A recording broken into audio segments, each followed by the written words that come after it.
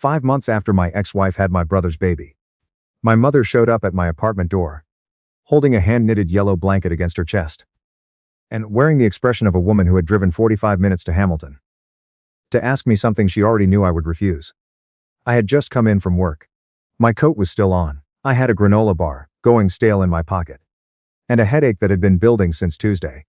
I was standing in my kitchen thinking about whether anything in the fridge was worth the effort when I heard the knock. I knew before I opened the door.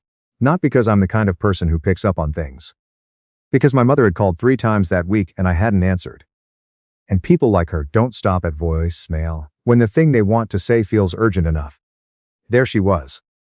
My mother, Phyllis, in the hallway of my building with a blanket she had clearly knitted herself. I recognized the stitch pattern from the Christmas sweaters she used to make us as kids. And eyes that had the specific looks of someone who hasn't slept well in weeks and blames other people for it. "Sterling's baby," I said, looking at the blanket. She blinked. "I haven't even said anything yet." "You brought a blanket to my apartment. That's not a visit. That's a mission statement." Her mouth pressed together the way it did when she was deciding between crying and arguing. She chose a third option. Silence and soft, wounded eyes. Which, honestly, was worse than either. I should have closed the door. I had spent the better part of a year in therapy learning that I didn't have to accept every emotional delivery my family sent to my address. That being the responsible one wasn't a virtue they had helped me build. It was a role they had cast me in so quietly I had never noticed I was playing it. But I stepped aside and let her in anyway. She walked through my apartment slowly, looking around the way people do when they expect to find evidence of ruin.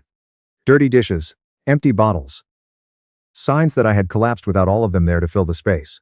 Instead, she found a clean kitchen, a couch I'd actually picked out myself, a plant I was keeping alive by setting reminders on my phone, and a photo of me and my uncle from a Leafs game 3 winters back, where we were both underdressed and smiling.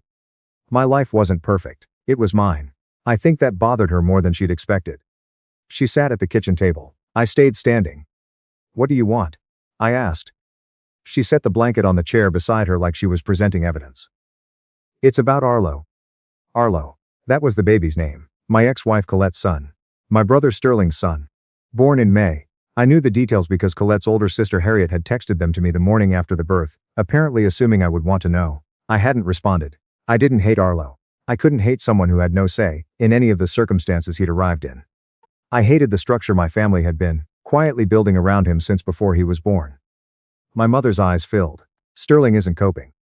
I almost laughed. That was where she started. Not "Arlo needs stability." Not "Colette is managing alone." Not "I'm sorry for what we asked you to swallow." Sterling. Always Sterling. "Shocking," I said.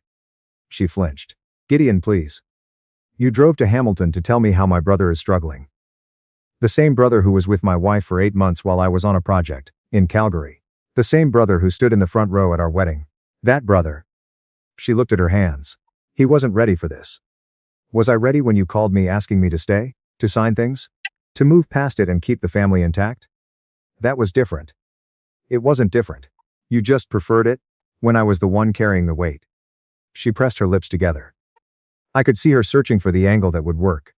My mother was not a cruel person in any obvious way. She was the kind of person who convinced herself that everything she did was love, which made it very difficult to argue with, because she believed it completely. And it made any pushback look like ingratitude. Colette is exhausted. Arlo had a hard first couple of months. Sterling comes by when he can, but it's not. She stopped. He's not consistent. That tracks. See? Arlo is 5 months old and his father is absent, I said. You can say it, Mum. Sterling is absent. She looked up quickly, hopeful, as if the word itself had cracked a door open. That's why I'm here. I pulled out the chair across from her and sat down slowly. Let me understand this. Sterling makes the baby. Colette carries the baby. Sterling disappears. And somehow, I'm still the name you're writing in pencil next to the word father. She started crying then. Real tears, not the managed kind, which were harder to sit across from. You have always been the most. Don't. What? She stopped. Don't use that word. I had heard the word stable my entire life, and mistaken it for a compliment. Gideon is so stable. Gideon always handles it. Gideon doesn't need as much. What I understood now, after a year of therapy and one marriage that had gutted me from the inside, was that stable had never been admiration. It had been a job description. Stable meant reliable enough to absorb whatever Sterling couldn't carry. Stable meant we don't have to worry about Gideon because Gideon pays his bills and doesn't punch walls. Stable meant load the responsible one and tell him it's because you believe in him. She leaned forward. That little boy needs someone solid, someone who shows up. Then Sterling needs to become that person. Sterling isn't. I know what Sterling is, Mum. I've known since I was 12 years old. That's the whole problem. She left 40 minutes later, still crying, still holding the blanket. Before she stepped out into the hallway, she turned back and said, "One day Arlo will want to know who chose him. And he'll find out his father didn't," I said. That's not a story I wrote. I closed the door and stood in my hallway for a while. My family wasn't finished with me. They were just finding new angles. I had spent the year after my divorce building something that looked, from the outside, like a quiet life. No dramatic reinvention. No sudden move to a different province. I kept my job as a project manager with a construction firm, kept my apartment in Hamilton, kept the life I'd built that was separate from Colette. Separate from my family in Brantford, and refused to let their mess uproot me from it. I'd cut off Sterling completely. My mother I kept at a careful distance. My father, Alistair, had called me about 6 months after the divorce and said, without any build-up, that he had handled it wrong and he was sorry. He didn't explain. He didn't follow it with but. I hadn't expected that from him. And I still wasn't sure what to do with it. But it had changed something. Colette and I had no direct contact. That was the healthiest choice I'd made in the entire situation. She communicated through Harriet when anything needed communicating. There wasn't much. The divorce was final. My name was on nothing that involved Arlo. Sterling's obligations under the provincial child support guidelines were a matter between him and the family court if it came to that, and from what I understood, Colette was already close to making it come to that. My uncle Vernon knew most of this. He was my father's older brother. Retired from the trades, lived outside Ancaster, and had developed the specific quality that some men acquire in their 60s where they've stopped caring what anyone thinks, and can therefore say things out loud that I cringe mad. That other people only manage to think. 3 days after my mother's visit, he called. "She came to you with something," he said. It wasn't a question. A blanket, yellow, hand-knitted. He was quiet for a second. "She's been working on that for 3 weeks. Of course she has. She told me you were cold about it. I was honest about it. Those aren't the same thing." He made a sound close to a laugh, and then his voice got serious. "You know what she's building?" "Yeah. A version where you're the one who could have fixed everything and chose not to. Where Sterling is overwhelmed. And Colette is struggling, and you're the only one with enough heart to do something about it. Except you won't because you're still angry." I sat on the couch and stared at the ceiling. That was exactly it. If I became involved, even a little, even as the stable uncle, the stable family figure, then what Sterling had done became background noise. It became a thing that happened, that the family got through together, that everyone eventually moved past. They didn't want me to be a father. They wanted me to be a bandage. A way of covering the wound without treating it. Colette asked to meet through Harriet, about 3 weeks later. She said she wasn't asking for anything. She said my mother was telling for people things, and she thought I deserved to know. I stared at that message for a long time. Meeting Colette felt like a reasonable idea in theory. And something else. Once you were actually considering walking into the same room as someone who had known your morning routines and your weak points for 7 years. But I agreed. We met at a Tim Hortons on Upper James. Public. Neutral. The kind of place where nothing feels intimate because there's always someone needing a table wiped down near you. She was already there. She looked the way people look when they've been running on very little sleep for several months. And stopped trying to hide it. She stood up when I walked in, which I hadn't expected. "Hi," she said. "Hi." We sat. "I didn't ask her to come to your apartment," she said immediately. "I know. I told her not to involve you." She looked at her coffee. "I told her you didn't owe me anything. I told her Arlo wasn't your responsibility." A pause. "She told me I was letting pride hurt my son." She put her phone on the table and turned it toward me. A message from my mother to a cousin named Lorraine.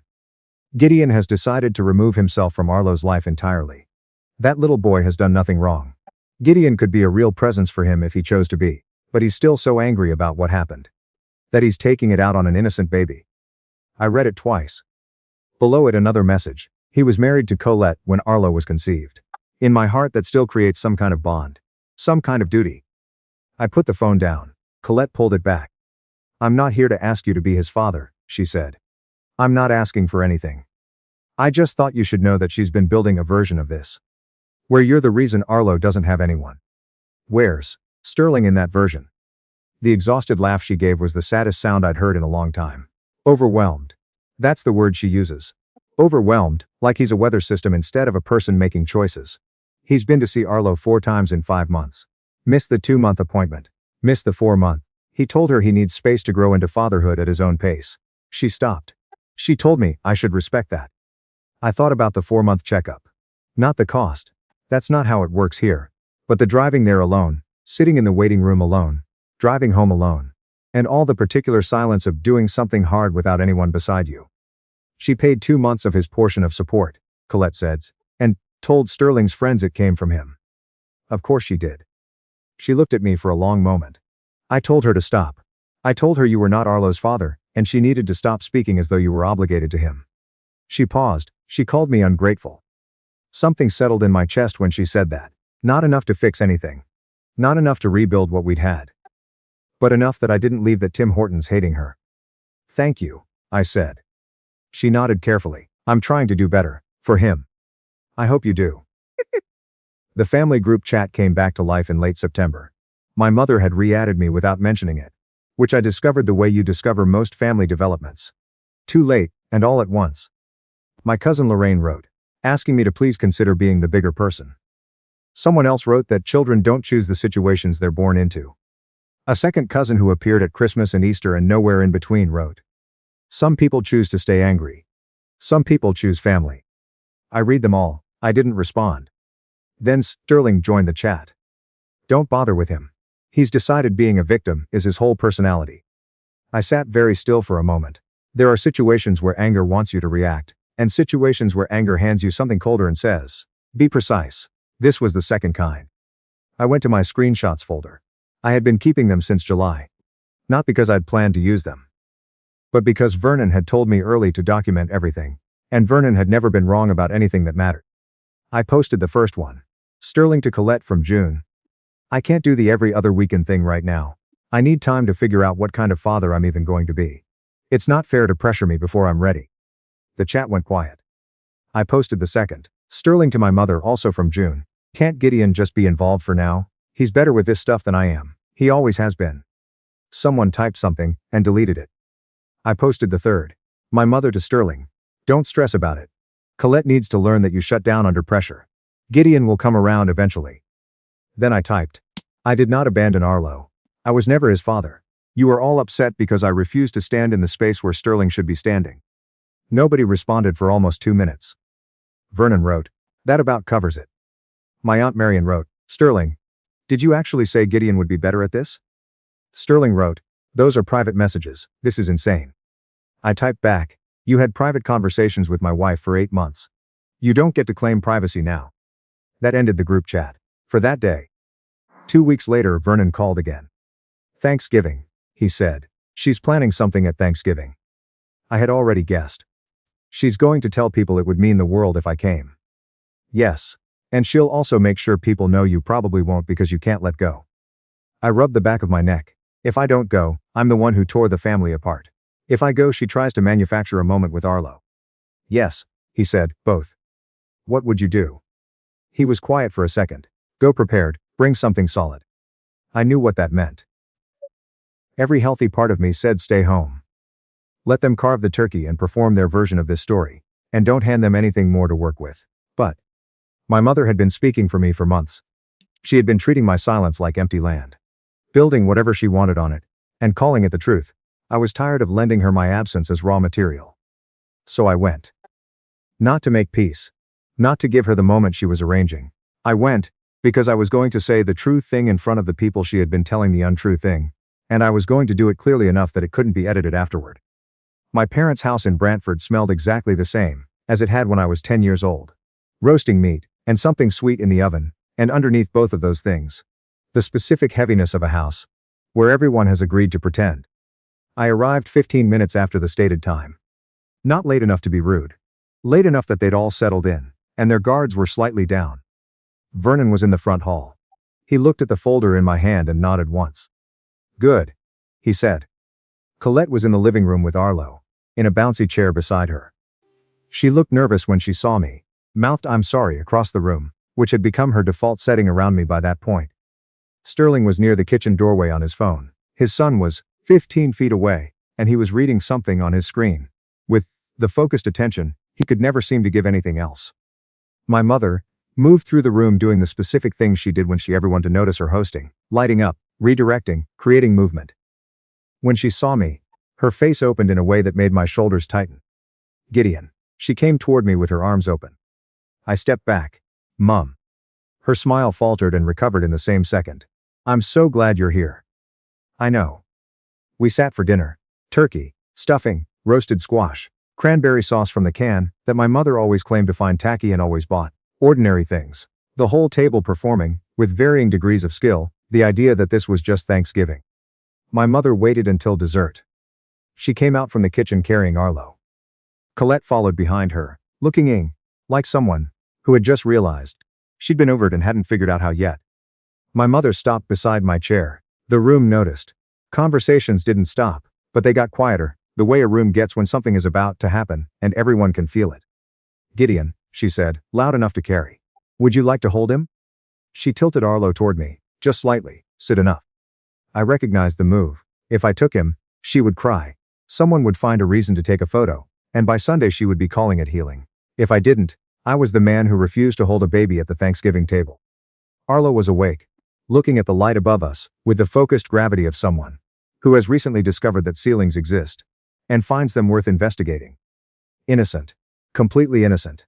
That was the whole thing. He was innocent and she was using that fact as leverage, and she had been doing it for months, and it had to stop. No, I said. Her face shifted. Gideon. No, Mum. I kept my voice even. You don't get to use him like this. The table went completely quiet, no silverware. I stood up. I put the folder on the table. Before anyone in this room uses the word bitter, or angry, or cold, or any of the other words that have been circulating since the summer, I'd like everyone to look at the same information. Sterling said, oh, for God's sake. I'm not interested in drama, I said. I'm interested in accuracy. Because the version of this story that's been going around this family is not accurate, and it has been going around long enough. I opened the folder. First page, the screenshots. Sterling to Colette, Sterling to my mother to Sterling, laid out in order, dated clear. My Aunt Marion read over my father's shoulder. I watched her expression change. Sterling, she said. Sterling looked up. Those are out of context. What context? My father said. It wasn't a question. It was the kind of voice that meant he'd already reached a conclusion. Second page. My mother's message to Lorraine. Calling me angry. Calling me someone who was punishing an innocent baby for things beyond his control. Phyllis, Marion said quietly. Did you write this? My mother still had Arlo against her shoulder. Her eyes were filling. I was trying to explain. You were rewriting it, I said. You have been rewriting it since before Arlo was born. I was the contingency plan before he could breathe. You were managing the narrative before he could open his eyes. Colette was standing at the edge of the dining room. Her face was wet. She didn't look away. I looked at her directly. Did I ever tell you I was going to be Arlo's father? No, she said. Did I threaten you? Tell you I wanted harm to come to him? No. Her voice was steady. You said he was innocent. The room was completely still. I looked back at my mother. So why have you spent 4 months telling people I abandoned him? She shook her head. I never used that. You used that exact word. I put the screenshot on the table in front of her. Marion leaned in and read it. Her expression hardened. My mother began to cry. The large public kind she used when the facts became inconvenient. And she needed the room to reorient around her pain. I am only trying to make sure that baby has people who love him. You are trying to make sure Sterling has less to answer for, I said. Those are different things. Sterling pushed back from the table. Don't sit there and talk about me like I'm not here. You're at this table, I said. And your son has been in this room for 2 hours. You have looked at your phone more than you have looked at him. That hit the room in a way I could feel. Sterling looked around at everyone at the table. And, for what might have been the first time in his life, nobody jumped in immediately to soften it. My father set down his fork. He looked at Sterling for a long moment, with the expression of a man who has made peace with saying an uncomfortable thing. You need to decide what you're doing, he said quietly. Step up, or sign whatever needs signing, so Colette can stop having to chase you. But Gideon is not the answer here. My mother whispered, Alastair. He looked at her. Enough, Phyllis. 2 words. For my father, who had spent most of my life choosing silence over conflict, it was practically seismic. Sterling said something under his breath. He stood up. He got his jacket from the front hall. We heard the door. The silence that followed was different from the silence that had come before. Heavier, in some places. Lighter, in others. Colette stepped forward. Her voice was quiet. But the room was quiet enough that everyone heard it. "Can I have him back, please?" My mother slowly handed Arlo over. Colette held him, kissed the top of his head, and looked at the table. "Gideon was never Arlo's father. He doesn't owe this family anything. I am not going to keep letting anyone use my son to manage how they feel about what happened." My Aunt Marian looked at my mother. "Phyllis, I think we have some apologies to make." My mother sat down. She looked smaller than I had ever seen her look. I picked up my folder. Vernon was beside me without my noticing when he'd moved. He touched my shoulder once. "You good?" he said. I thought about it. Getting there. I didn't stay for pie. I got my coat, said goodbye to my father, who shook my hand and held it a beat longer than he needed to. Which was more than he'd ever given me in the language of unsaid things. I said goodbye to Colette, who thanked me quietly in a way that meant several things at once. I said goodbye to Vernon, who walked me out to my car. "She'll call next week," he said. "I know. You going to answer?" I stood in my parents' driveway in October, looking at the orange light coming through the dining room window. The air had that particular cold in it that means the season is actually heat. Turning. Not just threatening to. "Eventually," I said. "When she has something real to say." I drove home. The highway between Brantford and Hamilton was almost empty that late on a Sunday. I had the radio on low. I wasn't happy exactly, but I was something that felt like its nearest neighbor. The particular state of having said the true thing and survived it. After Thanksgiving, things shifted. Not dramatically. Families don't transform into different versions of themselves because one person gave a speech at the dinner table, next to a vegetable platter. But the light got in somewhere. My Aunt Marian called 4 days later and apologized for accepting a version of events she hadn't bothered to question. My cousin sent a text. My mother didn't call for 2 weeks, which was unusual, and when she did, the voicemail was genuinely apologetic in its first paragraph, before quietly suggesting, by the second, that it was never too late to have some kind of relationship with Arlo. I didn't call back that week. I needed a little more distance than that. Sterling, from what I heard through my father, had agreed to a formal support arrangement after Colette involved a family mediator. He showed up more consistently after that. Not well, not adequately, but more. Whether that would become something real over time I didn't know. For Arlo's sake I hoped it would. Colette sent one message through Harriet, about a month later. "I'm sorry. I let her turn this into your problem again. You were the only person in any of this who told the truth from the beginning. I hope you're doing well." I read it twice. Then I replied, "Thank you, I hope Arlo grows up safe and loved. That's genuinely all I've ever wanted for him." And I meant it. Wanting something for a child is not the same thing as being obligated to provide it. Hoping someone is loved is not the same as being required to be the one who loves them. Learning to hold those as separate things had taken me longer than it should have, and cost more than it should have. And I was still learning. In November I got promoted. In December I booked a trip to Tofino for the spring.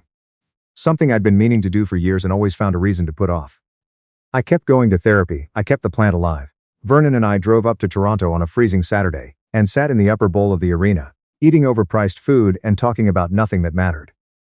Which is still one of the best kinds of conversation there is. Sometimes late at night I thought about what Arlo would be told when he was old enough to ask. I hoped it would be the truth. Not all of it at once. Because kids don't need the full weight of adult failure dropped on them before they can carry it, but enough. Enough that he doesn't spend 3 decades being confused about why the responsibility always seems to find the same person. Enough that he grows up, knowing the difference between someone who chose to show up and someone who was pressured into it. I don't know if what I did was right by everyone's measure. I know some people will read a situation like mine and see a man who had a choice and made the colder one. Maybe. Maybe that's a fair read. But I know this, there is a difference between choosing to love someone and being assigned to them. Because the person who was supposed to couldn't be bothered to stay. There is a difference between family and a system designed to move consequences from the person who earned them to the person who can absorb them without making noise. I had been the absorbing person my entire life. I had been told it was strength. What I understood now was that it had been something else. It had been convenience, dressed up carefully enough that I had mistaken it for love. I did not abandon Arlo, his father did. And for the first time in my life, I refused to stand in the empty space Sterling had left behind, just so my family didn't have to look at it directly.